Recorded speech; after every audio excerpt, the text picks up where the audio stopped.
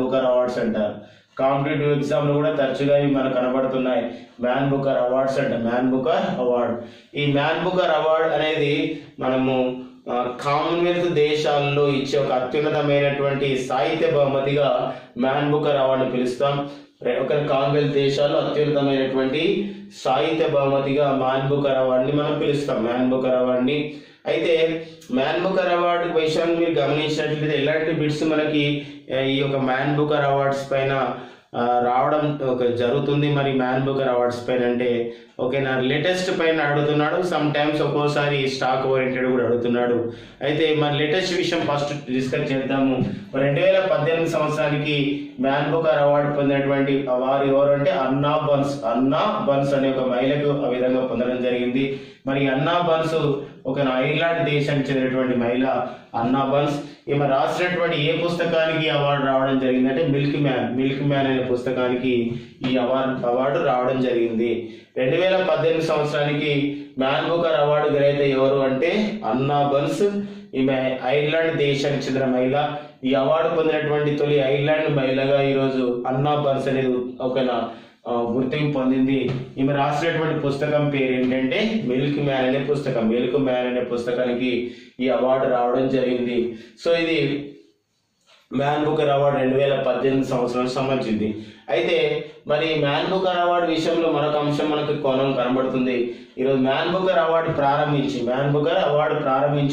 2018 సంవత్సరానికి 50 సంవత్సరాలు అయిన సందర్భం అనమాట. 2018 సంవత్సరానికి 50 సంవత్సరాల సందర్భంగా ఈ మ్యాన్ బుకర్ అవార్డు ఫౌండేషన్, ఈ బుకర్ ఫౌండేషన్ ఏం చేశారంటే ఒక గోల్డెన్ బుకర్ అవార్డుని ప్రవేశపెట్టారు.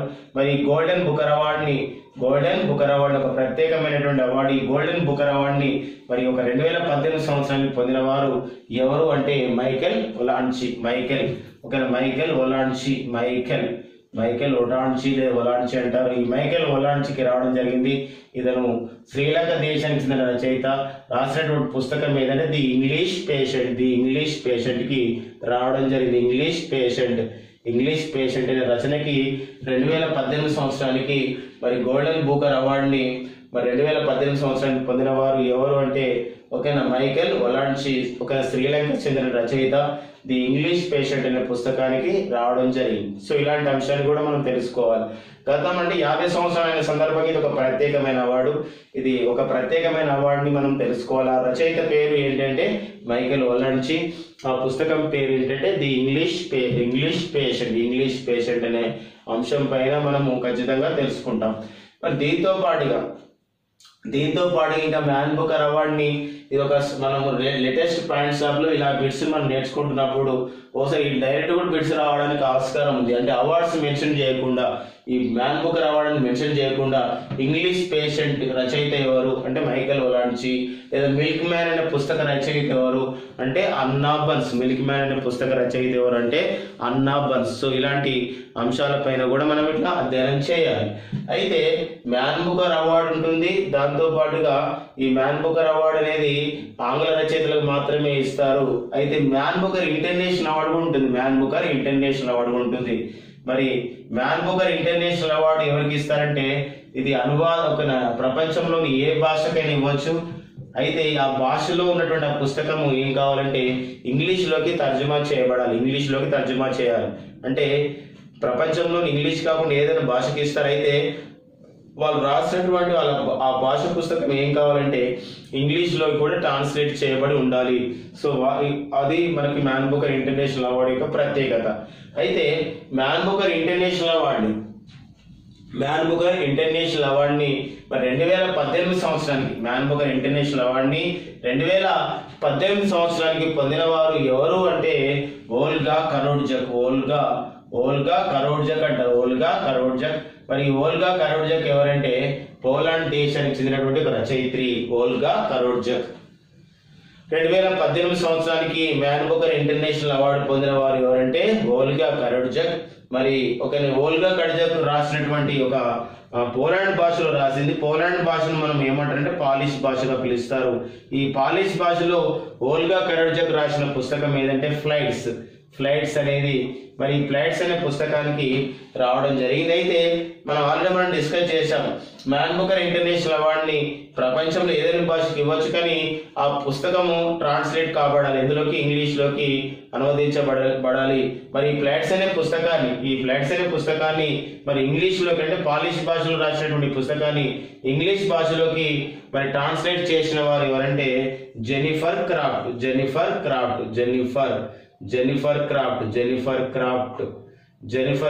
గారికి ఇవ్వడం జరిగింది. జెనిఫర్ క్రాఫ్ట్ మరి 2018 సంవత్సరానికి ఓకేనా మ్యాన్ బుకర్ ఇంటర్నేషనల్ అవార్డు పొందినటువంటి రచయిత్రి, పోలాండ్ భాష రచయిత్రి. ఆ పోలాండ్ భాషను మనం ఏమంటున్నామంటే పాలిష్ భాష అంటున్నాం. మరి ఆ పాలిష్ భాష రచయిత్రి ఆమె పేరే ఓల్గా కరోడ్జక్. మరి ఓల్గా కరోడ్జక్ రాసినటువంటి పుస్తకం ఫ్లైట్స్ పుస్తకం, పాలిష్ భాషలో ఉన్న పుస్తకాన్ని ఇంగ్లీష్లోకి తర్జుమా చేసిన వారు ఎవరంటే జెనిఫర్ క్రాఫ్ట్. ఇంగ్లీష్లోకి తర్జుమా చేసిన వారు జెనిఫర్ క్రాఫ్ట్. సో ఇలాంటి అంశాలపైన మనం ఈరోజు రామన్ మెగాసిస్ నుండి మ్యాన్ బుకర్ అవార్డు, తర్వాత మ్యాన్ బుకర్ ఇంటర్నేషనల్ అవార్డ్స్ పైన డిస్కస్ చేస్తున్నాం. అయితే దీంతో పాటుగా మనం గతంలో అంటే ఇవన్నీ లేటెస్ట్ కరెంట్ అఫైర్స్ 2018 సంబంధించినవి అయితే అవార్డ్స్లలో మరి ఇంకా మ్యాన్ బుకర్ అవార్డు పైన ఇలాంటి ఏమైనా బిడ్స్ గతంలో ఎలా వచ్చాయంటే మన స్టాక్ ఓరియంటెడ్ గురించి మాట్లాడితే కొంచెం స్టాక్ జీకే పాయింట్ ఆఫ్ లో మ్యాన్ బుకర్ అవార్డు పొందినటువంటి తొలి భారతీయుడు ఎవరు అంటే Salman Rushdie. Man Booker award ఇంతవరకు మరి ఎంతమంది భారతీయులకు వచ్చింది అంటే విఎస్ నైపాల్ అంటే భారత సంతతికి చెందిన వ్యక్తిగా గుర్తిస్తున్నాం కాబట్టి మరి మిగతా భారతీయులు ఎవరు ఇక్కడ అంటే ఒక సల్మాన్ రష్దీ గారికి వచ్చింది ద మిడ్ నైట్ చిల్డ్రన్ అనే పుస్తకానికి. తర్వాత అరుంధతి రాయ్ గారికి వచ్చింది. ఈ అరుంధతి రాయ్ గారికి మ్యాన్ బుకర్ అవార్డు ఏ పుస్తకానికి వచ్చింది అంటే ది గాడ్ ఆఫ్ స్మాల్ థింగ్స్కి వచ్చింది. తర్వాత నెక్స్ట్ కిరణ్ దేశాయ్ గారికి వచ్చింది. కిరణ్ దేశాయ్కి the inheritance of the loss అనే పుస్తకానికి రావడం జరిగింది. Inheritance of the loss. అయితే మరి ఇటీవల కాలంలో 2008 సంవత్సరంలో ఈ మ్యాన్ బుకర్ అవార్డు పొందినటువంటి మరో భారతీయుడు ఎవరు అంటే అతను అరవింద్ అడిగా గారికి రావడం జరిగింది ది వైట్ టైగర్ అనే పుస్తకానికి. సో ఇలాంటివి కూడా కొంచెం మనము స్టాక్ ఓరియంటెడ్గా మనం నేర్చుకోవాల్సిన అవసరం అనేది ఉంటుందన్నమాట. ఇది మనకు మ్యాన్ బుకర్ అవార్డు విషయంలో. ఈ మ్యాన్ బుకర్ అవార్డుని మనం ప్రతి సంవత్సరం ఎక్కడ ప్రదానం చేస్తారు అంటే మ్యాన్ బుకర్ అవార్డ్స్ని అది లండన్లో ప్రదానం చేస్తారు. లండన్లో మ్యాన్ బుకర్ అవార్డుని ప్రదానం చేస్తున్న అంశాన్ని మనం తెలుసుకోవాలి. మ్యాన్ బుకర్ అవార్డుని లండన్లో ప్రదానం చేస్తారు. ఈ తర్వాత నెక్స్ట్ ఈ అవార్డ్స్ విషయంలో మరికొన్ని ముఖ్యమైన అవార్డ్స్ని మనం గమనించినట్లయితే ఆస్కార్ అవార్డ్స్ పైన కూడా మనకి ప్రశ్నలు అడుగుతున్నాడు. సో ఆస్కార్ అవార్డుల పైన ఆస్కార్ అవార్డ్స్ అంటారు. ఆస్కార్ అవార్డ్స్ మరి ఆస్కార్ అవార్డ్స్ పైన గతంలో ఎలా అడిగాడు ఆస్కార్ అవార్డ్స్ పైన అంటే మరి ప్రపంచంలో అత్యున్నతమైన సినిమా అవార్డులు ఏవి అంటాడు. ప్రపంచంలో అత్యున్నతమైన సినిమా అవార్డులు ఏవి అంటే ఇవి ఆస్కార్ అవార్డులు. ఇవి 1929లో ప్రారంభించారు ఆస్కార్ అవార్డులను. 24 విభాగాల్లో ఇస్తారు ఆస్కార్ అవార్డులని. అయితే ప్రతి సంవత్సరం ఆస్కార్ అవార్డులను ఎక్కడ ప్రదానం చేస్తారంటే అమెరికాలో ప్రదానం చేస్తారు. అమెరికాలోని కాలిఫోర్నియా రాష్ట్రంలో గల లాస్ ఏంజల్స్ నగరంలో హాలీవుడ్ ఐలాండ్ థియేటర్, దాన్ని గతంలో కొడాక్ థియేటర్గా పిలిచేవారు, మరి అక్కడ ప్రదానం చేస్తారు. సో ఫిబ్రవరి చివరి వారంలో కానీ మార్చి మొదటి వారంలో కానీ ఈ ఆస్కార్ అవార్డుని ప్రదానం చేస్తారు. అయితే మనకి ఈ మధ్యకాలంలో ఒక కాంపిటేటివ్ ఎగ్జామ్ ఇలా రావడం జరిగింది. ఆస్కార్ అవార్డులను అమెరికాలోని ఏ రాష్ట్రంలో ఇస్తారన్నాడు. అది అమెరికాలోని కాలిఫోర్నియా రాష్ట్రంలో ఈ ఆస్కార్ అవార్డుని ప్రదానం చేస్తారు. కాలిఫోర్నియా రాష్ట్రంలో ఈ ఆస్కార్ అవార్డుని ప్రదానం చేస్తారు. సో ఈ అంశాన్ని కూడా మనం వ్యూవర్స్ తెలుసుకోవాలి. ఇక దీంతో పాటుగా మరో అంశం ఏంటి ఈ ఆస్కార్ అవార్డుల పైన అంటే ఆస్కార్ అవార్డులను ఎన్ని విభాగాలు ఇస్తారంటే 24 విభాగాలు ఇస్తారు. మరి 2018 సంవత్సరంలో 2018 మార్చి 4న 90వ ఆస్కార్ అవార్డుని ప్రదానం చేశారు. 90వ ఆస్కార్ అవార్డుని ప్రదానం చేశారు. అయితే వ్యూయర్స్ మీరు గమనించండి, ఈ 2018 సంవత్సరం సంబంధించినటువంటి ఏదైతే ఆస్కార్ అవార్డులు ఉన్నాయో అవి 2017 సంవత్సరంలో విడుదలైన సినిమాలకి 2018 సంవత్సరంలో ఇవ్వడం జరిగింది. మళ్ళీ 2018 సంవత్సరంలో విడుదలైన సినిమాలకి 2019లో ఈ ఆస్కార్ అవార్డులు ప్రదానం చేస్తారు. వీటిని మనం ఒకసారి ఒక విధంగా చూసుకొని చదవాల్సిన అవసరం అనేది ఉందన్నమాట. అయితే ఈ యొక్క 2018 మార్చి 4 ఇచ్చినటువంటి 90 ఆస్కార్ అవార్డులు ముఖ్యమైనవి ఏంటి అని చెప్పేసి అంటే, అందులో ఒక ఉత్తమ సినిమా ఆస్కార్ అవార్డు పొందినటువంటి మరి ఉత్తమ చిత్రం ఆస్కార్ అవార్డు పొందినటువంటి సినిమా ఏది అంటే the shape of the water గా మనం పిలుస్తాం. The shape of the water cinema మరి అది ఉత్తమ సినిమా అవార్డు ఆ విధంగా ఆస్కార్ అవార్డు పొందడం జరిగింది. ఉత్తమ నటి అవార్డు ఓకేనా మన ఫ్రాన్సెస్ మ్యాక్ డోర్మాండ్కి రావడం జరిగింది. ఓకేనా ఉత్తమ నటి అవార్డు ఆస్కార్ అవార్డు ఉత్తమ నటి ఫ్రాన్సెస్ మ్యాక్ డోర్మాండ్. మరి ఫ్రాన్సెస్ మ్యాక్ డోర్మాండ్ ఏ సినిమా నటునిగా రావడం జరిగింది అంటే ఓకేనా 3 బిల్బోర్డ్స్ అవుట్సైడ్ ఎబ్బింగ్ మిసోరీ అనే దానికి రావడం జరిగింది. అయితే ఉత్తమ నటుడు అవార్డు దేనికి రావడం జరిగింది మరి ఆస్కార్ అవార్డులో ఉత్తమ నటుడు అవార్డు అనేది గమనించినట్లయితే గ్యారీ ఓల్డ్మ్యాన్ రావడం జరిగింది. ఈ గ్యారీ ఓల్డ్మ్యాన్ అనేది ది డార్కెస్ట్ అవర్ అనే సినిమాలో నటనగా రావడం జరిగింది. ఈ కోణంలో మనం గమనించాలి గ్యారీ ఓల్డ్మ్యాన్ విషయం. ఈ గ్యారీ ఓల్డ్మ్యాన్ అనేవాడు అనే వ్యక్తి 2018 సంవత్సరానికి ఉత్తమ నటుడు అనే ఆస్కార్ అవార్డు పొందాడు. అయితే సినిమా పేరు ఏంటంటే ది డార్కెస్ట్ అవర్ ఓకేనా. అయితే ఈ సినిమా అనేది ఒక నిజ జీవిత కథ, ఇది ఒక బయోపిక్ అన్నమాట. అయితే బ్రిటన్ మాజీ ప్రధాని విన్స్టన్ చర్చిల్ యొక్క జీవిత విశేషాల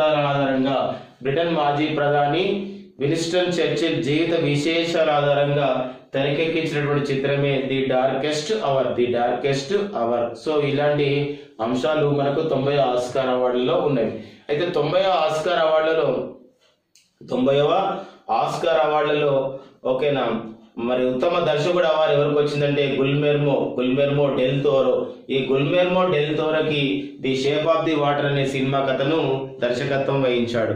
అయితే 2018 సంవత్సరం ఈ 90 ఆస్కార్ అవార్డులలో ఉత్తమ విదేశీ భాష చిత్రం ఒక అత్యాచార బాధితురాలి యొక్క ప్రతీకారం ఎలా ఉంటుంది అని చెప్పేసి ఆ సినిమాలో ఇవ్వడం జరిగింది.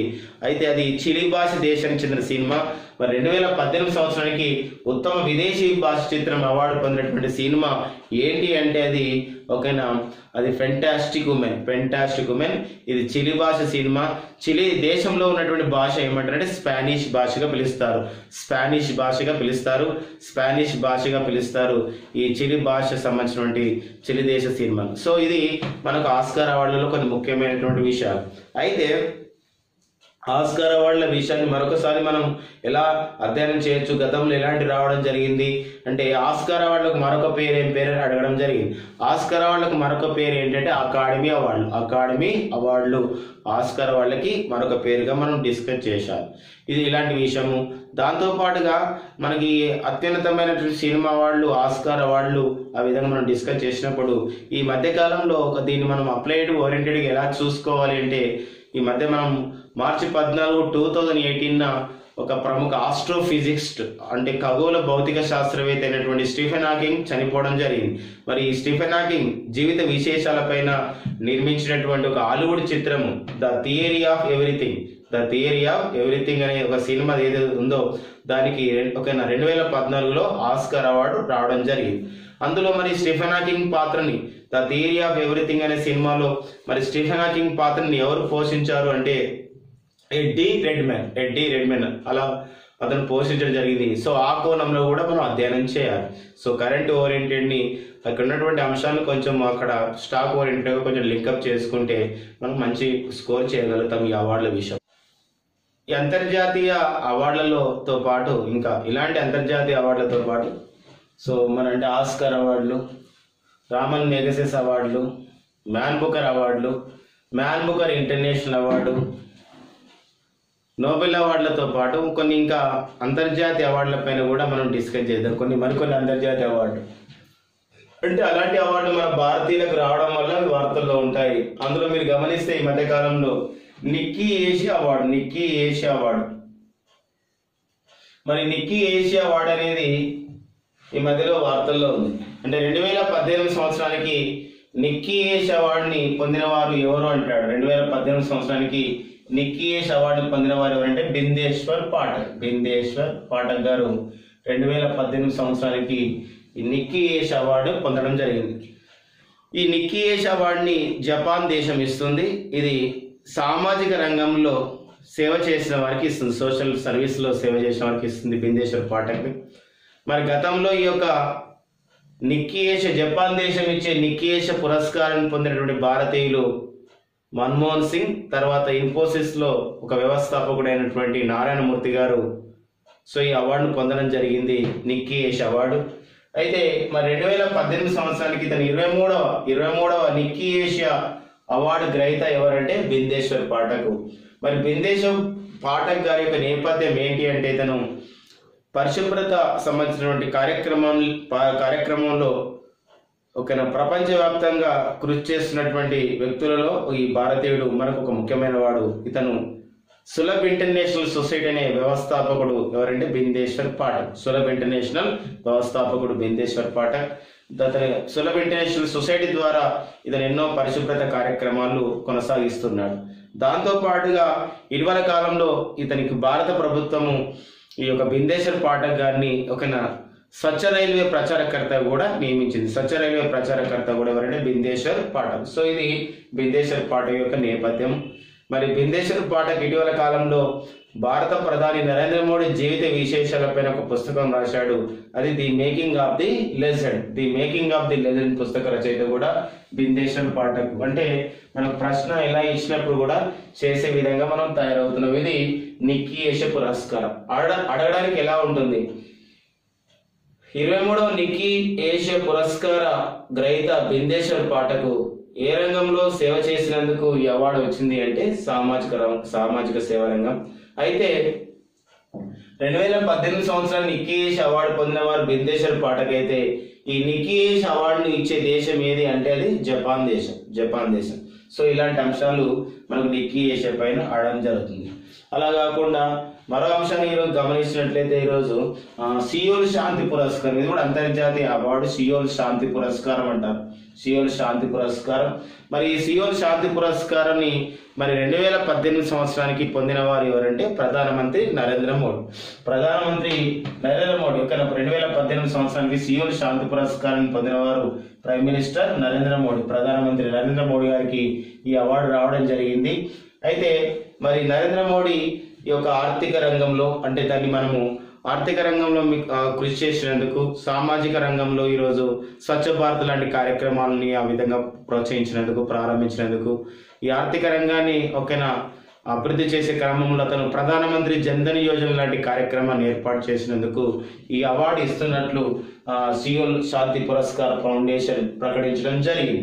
అయితే ఈ సియోల్ శాంతి పురస్కారాన్ని మరి 2018 సంవత్సరం పొందినవాడు ప్రధానమంత్రి నరేంద్ర మోడీ అయితే మరి సియోల్ శాంతి పురస్కారం ఇచ్చే దేశం ఏదంటే దక్షిణ కొరియా.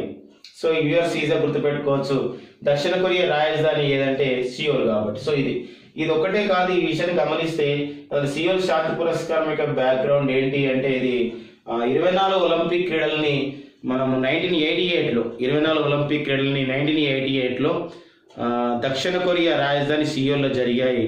మరి దక్షిణ కొరియా చిన్న దేశం అయినప్పటికీ ఈ 24 ఒలింపిక్ క్రీడల్ని అద్భుతంగా ఘనంగా నిర్వహించింది. సో ఈ కారణంగా ఆ దేశము ఈ యొక్క సియోల్ శాంతి పురస్కారాన్ని ప్రారంభించింది. మరి 1990 నుండి 1990 నుండి ఈ యొక్క సియోల్ శాంతి పురస్కారం ఇస్తున్నారు. అయితే దీని యొక్క ప్రత్యేకత ఏంటంటే ఇది 2 సంవత్సరాలకు ఒకసారి ఇస్తారు. సియోల్ శాంతి పురస్కారాన్ని ప్రతి 2 సంవత్సరాలకు ఒకసారి ఇస్తారు సియోల్ శాంతి పురస్కారాన్ని. ఇంకొక అంశాన్ని మనం గమనిస్తే 2016లో సియోల్ శాంతి పురస్కారం పొందిన వ్యక్తి ఈ 2018 సంవత్సరంలో నోబెల్ శాంతి బహుమతి గ్రహీతల్లో ఒకరు. మనకు ఈ సెషన్లో మనం ప్రారంభంలో నోబెల్ అవార్డులపై డిస్కస్ చేసినప్పుడు నోబెల్ శాంతి బహుమతి గ్రహీతలు ఎవరు 2018లో అంటే డెన్నిస్ ముక్వాజే, తర్వాత నదియా మురాద్ అని చెప్పుకున్నాము. ఆ డెన్నిస్ ముక్వాజే గారికి 2016లో డెన్నిస్ ముక్వాజే గారికి ఈ అవార్డు రావడం జరిగింది. ఆల్రెడీ మనం డిస్కస్ చేసాం ఇతని గురించి. డెన్నిస్ ముక్వాజే ఒక కాంగో దేశానికి చెందినటువంటి ఒక డాక్టర్. ఇతను గైనకాలజీ విభాగంలో ఒక డాక్టర్గా పనిచేస్తున్నాడు. ఇతను ఈ అత్యాచార బాధితులకు సేవ చేస్తూ ఓకేనా అతను ఒక రంగంలో ముందుకు వెళ్ళిపోతున్నాడు. ఎవరంటే డెన్నిస్ ముక్వాజే. సో అతనికి 2016లో ఇవ్వడం జరిగింది. సో ఈ కోణం కూడా మనకి ఇంపార్టెంట్. 2018లో ప్రధానమంత్రి నరేంద్ర మోడీ, 2016లో డెన్నిస్ ముక్వాజే గారికి ఈ సియోల్ శాంతి పురస్కారం రావడం జరిగింది. మరి ఈ సియోల్ శాంతి పురస్కారం అనేది ప్రతి 2 సంవత్సరాలకు ఒకసారి వస్తుంది. సో ఇలాంటి అంతర్జాతీయ అవార్డ్స్ పైన కూడా మనము ఇంటర్నేషనల్ పరంగా అంటే మన భారతీయులకు రావడం వల్ల ఈ సియోల్ శాంతి పురస్కారం అనేది ఉంది తెలిసింది. కాబట్టి మరి మనకు ఒక విషయం మనకి ఇంపార్టెంట్ అనమాట సియోల్ శాంతి పురస్కారం పైన. దాంతో పాటుగా మరి ఇంకొక ఇలాంటి అంతర్జాతీయ అవార్డులో మరొకటి ఇంపార్టెంట్ అనే విషయం ఈరోజు ఈ మన భారత ప్రభుత్వం ఇస్తుంది, కానీ అంతర్జాతీయ పరంగా గుర్తింపు పొందిన వాళ్ళకి అవార్డు ఇస్తుంది. మరి అది ఇందిరాగాంధీ శాంతి నిరాయుధీకరణ పురస్కారం. ఇందిరాగాంధీ శాంతి నిరాయుధీకరణ పురస్కారం అంటారు. మరి ఇందిరాగాంధీ శాంతి నిరాయుధీకరణ అవార్డు, ఇందిరాగాంధీ శాంతి నిరాయుధీకరణ అవార్డు 2017 సంవత్సరానికి పొందిన వారు ఎవరని చెప్పేసి అడగడానికి ఆస్కారం ఉంది. మరి ఇందిరాగాంధీ శాంతి నిరాయుధీకరణ అవార్డుని 2017 పొందిన వారు మాజీ ప్రధాని మన్మోహన్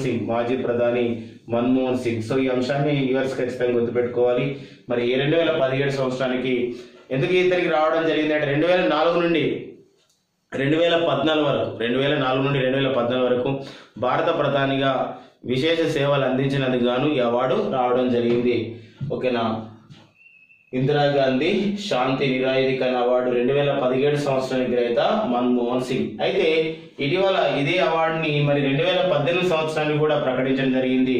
ఇది మన భారతదేశానికి చెందినటువంటి ఒక ప్రముఖ సంస్థ సిఎస్ఈ అనే సంస్థకు రావడం జరిగింది. సిఎస్ఈ అంటారు, Centre for Science and Environment అంటారు. Centre for Science and Environment. మరి Centre for Science and Environment అనే సంస్థకి 2018 సంవత్సరానికి అవార్డు రావడం జరిగింది. మరి ఈ Centre for Science and Environment పర్యావరణ పరంగా మనకి ఒక ప్రపంచవ్యాప్తంగా ఇది కృషి చేస్తున్న సంస్థ. పర్యావరణాన్ని ఎలా కాపాడుకోవాలి, కాలుష్యాన్ని తగ్గించే విషయంలో ఒక స్వచ్ఛంద సంస్థలు, ప్రభుత్వ విభాగాలు కలిసి పనిచేయడంలో కృషి చేస్తున్నటువంటి సంస్థనే సిఎస్ఈ అంటారు, Centre for Science and Environment. మరి ఆ ఒక సంస్థకు రావడం జరిగింది కాబట్టి ఆ సంస్థ విషయాలపైన కూడా ఖచ్చితంగా తెలుసుకోవాలి. మరి Centre for Science and environment New Delhi కేంద్రంగా పనిచేస్తున్నటువంటి సంస్థకి ప్రస్తుతం అధిపతిగా ఎవరున్నారని చెప్పేసి అడుగుతాడు. మరి ప్రస్తుతం సెంటర్ ఫర్ సైన్స్ అనే సంస్థకి అధిపతిగా సునీత నారాయణన్ అనే ఒక మహిళ దానికి ఒక హెడ్గా అధిపతిగా ఉన్నారు. సో ఇలాంటి ప్రశ్నలు కూడా మనకి అలాంటి అడిగే అవకాశం ఈ యొక్క అంతర్జాతీయ అవార్డులను బేస్ చేసుకొని మనం తెలుసుకుంటాం. సో ఇలాంటి అంతర్జాతీయ విషయాలను మనం ఇట్లా డిస్కస్ చేస్తున్నప్పుడు ఇటీవల కాలంలో యుఎస్ అందరికి తెలుసు ఛాంపియన్స్ ఆఫ్ ది ఎర్త్ అనే అవార్డు. ఇటీవల కాలంలో వార్తలు ఉన్నటువంటి మరో award Champions of the Earth అంటారు. Champions of the Earth. ఈ ఛాంపియన్స్ ఆఫ్ ది ఎర్త్ అనే అవార్డుని మరి 2018 సంవత్సరానికి మొత్తము 6గురికి ఇచ్చారు. 2018 సంవత్సరానికి ఈ ఛాంపియన్స్ ఆఫ్ ఎర్త్ అనే అవార్డును 6గురికి ఇస్తే ఇందులో మనకు ప్రముఖమైన వ్యక్తులు ఇద్దరు మనకు ఉన్నారు. అందులో మనకు భారత ప్రధాని నరేంద్ర మోడీకి ఈ అవార్డు రావడం జరిగింది. భారత ప్రధాని నరేంద్ర మోడీ. దాంతో పాటుగా ఒక ఫ్రాన్స్ దేశ అధ్యక్షుడు, ఫ్రాన్స్ ప్రస్తుత అధ్యక్షుడైనటువంటి ఇమాన్యుయల్ మేక్రాన్ గారికి రావడం జరిగింది. మొత్తము 6 ఒక Champions of the Earth award గ్రహీతల్లో 2018 సంవత్సరంలో Champions of the Earth award పొందినటువంటి 6 గ్రహీతల్లో ఇద్దరు మనకు ఇంపార్టెంట్ అయిన వ్యక్తులుగా ఉన్నారు. ఒకరు ప్రైమ్ మినిస్టర్ నరేంద్ర మోడీ, తర్వాత ఫ్రాన్స్ ప్రస్తుత అధ్యక్షుడు ఇమాన్యుయల్ మేక్రాన్. మరి ఈ Champions of the Earth award ఎవరు ఇస్తారంటే ఐక్యరాజ్య సమితి ఇస్తుంది. ఐక్యరాజ్య సమితి ఇచ్చే ప్రపంచంలోని అత్యున్నతమైనటువంటి పర్యావరణ పురస్కారం, ఐక్యరాజ్య సమితి ఇచ్చే ప్రపంచంలోని అత్యున్నతమైనటువంటి ఒక పర్యావరణ పురస్కారం, ఒక ఎన్విరాన్మెంటల్ ఒక అవార్డు ఏదంటే ఇది ఒక ఛాంపియన్స్ ఆఫ్ ది ఎర్త్ అనే అవార్డు. మరి వీళ్ళకి ఎందుకు ఇవ్వడం జరిగింది అంటే వీళ్ళు అంతర్జాతీయ సౌర కూటమి ఏర్పాటు చేయడంలో ప్రముఖ పాత్ర వహించారు.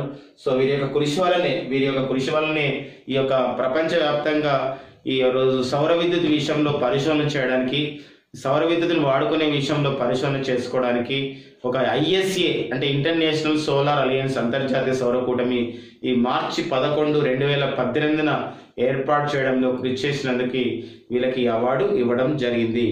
ఛాంపియన్స్ ఆఫ్ ది ఎర్త్ ఐక్యరాజ్యసమితి యొక్క పర్యావరణ విభాగ సంస్థ UNEP ఈ అవార్డును ప్రదానం చేస్తుంది. UNEP అంటాం, యునైటెడ్ నేషన్స్ ఎన్విరాన్మెంట్ ప్రోగ్రామ్, ప్రపంచ పర్యావరణ అభివృద్ధి సంస్థ. మరి ఒక కెన్యా రాజధాని నైరోబి కేంద్రంగా ఉంది. సో ఆ సంస్థ ఈ అవార్డుని ఇవ్వడం జరిగింది. ఛాంపియన్స్ ఆఫ్ ది ఎర్త్ అనే అవార్డుని 2018 సంవత్సరానికి పొందినటువంటి 6 గ్రహీతల్లో 2 మనకు ప్రముఖులుగా ఉన్నారు. ప్రధానమంత్రి నరేంద్ర మోడీ, తర్వాత ఫ్రాన్స్ అధ్యక్షుడు ఇమాన్యుయల్ మేక్రాన్. సో ఇలాంటి అంతర్జాతీయ అవార్డ్స్ పైన అంటే మన భారతీయులకు రావడం వల్ల ఇలాంటి అవార్డ్స్ యొక్క ఇంపార్టెన్స్ అనేది పెరుగుతుంది కాబట్టి ఇలాంటి అవార్డ్స్ తెలుసుకోవాలి. దాంతో పాటుగా మరొక అవార్డ్స్ ఉంది మనకి మై డియర్ ఫ్రెండ్స్. యుఎస్ ఏంటంటే ఫీల్డ్స్ మెడల్ అంటే ఇటీవల కాలంలో వార్తల్లో ఉన్నటువంటి మరో ఒక అవార్డు ఫీల్డ్స్ మెడల్ అంటారు. ఫీల్డ్స్ మెడల్ ఫీల్డ్స్ మెడల్ యొక్క ప్రత్యేకత అంటే ఇది గణిత రంగంలో కృషి చేసినందుకు ఇస్తారు. గణిత శాస్త్రంలో కృషి చేసినందుకు ఇస్తారు. మరి గణిత శాస్త్రంలో కృషి చేసినందుకు అవార్డు ఇస్తారు.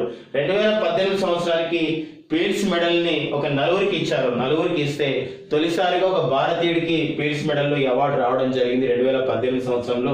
మరి గణిత శాస్త్రంలో 2018 సంవత్సరంలో ఇచ్చే ఫీల్డ్స్ మెడల్ ని పొందినటువంటి తొలి భారతీయుడు ఎవరు అంటే అక్షయ వెంకటేష్ అనే అంశం గమనించండి. అక్షయ వెంకటేష్ 2018 సంవత్సరానికి ఫీల్డ్స్ మెడల్ అవార్డు పొందినటువంటి ఒక తొలి భారతీయుడిగా అక్షయ వెంకటేష్ ఉన్నాడు. సో ఇలాంటి అంతర్జాతీయ అవార్డు. దాంతో పాటుగా మరో అవార్డుని మనం గమనించినట్లయితే గణిత శాస్త్రంలో మరి అత్యున్నతమైన అవార్డుగా భావించేది ఇది ఫీల్డ్స్ మెడల్ గణిత శాస్త్రంలో ఇస్తారు. కానీ గణిత శాస్త్రంలో అత్యున్నతమైన అవార్డు మరి దాన్ని ఎబెల్ అవార్డు అంటారు. మరి 2018 సంవత్సరానికి ఎబెల్ అవార్డు పొందిన వ్యక్తి ఎవరంటే రాబర్ట్ లాంగ్ లాండ్ గారికి 2018 సంవత్సరానికి ఎబెల్ అవార్డు ఇవ్వడం జరిగింది. రాబర్ట్ లాంగ్ లాండ్ 2018 సంవత్సరానికి ఎబెల్ అవార్డు పొందినటువంటి ప్రముఖ వ్యక్తులు అనమాట. అంటే ప్రశ్నల సరైన ఎలా ఉంటుంది అవార్డ్స్ విషయంలో ఏంటంటే అవార్డ్స్ యొక్క గ్రహీతలే కాదు, మరి అవార్డు యొక్క గ్రహీతలు నేర్చుకోవడం కాదు,